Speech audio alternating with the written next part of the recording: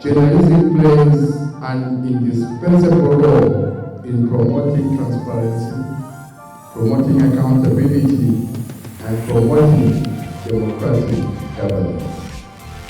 However, the reality that Zambia has not established a legal framework that accords journalists specific professional protections and privileges, similar to those available in other legally recognized professions operating in the public interest.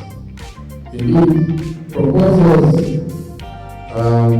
aimed at establishing a framework for professional recognition of journalists have not enjoyed universal support among the stakeholders over the years.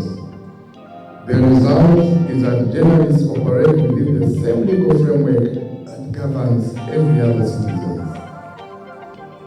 It is an important reality that every media practitioner must understand and accept.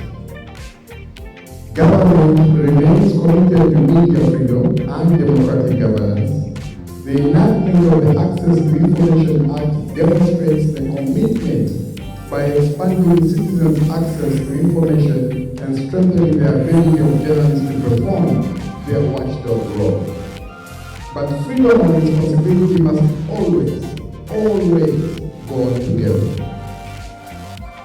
The task, therefore, and before journalists during this election is not only to tell stories, but to tell them truth.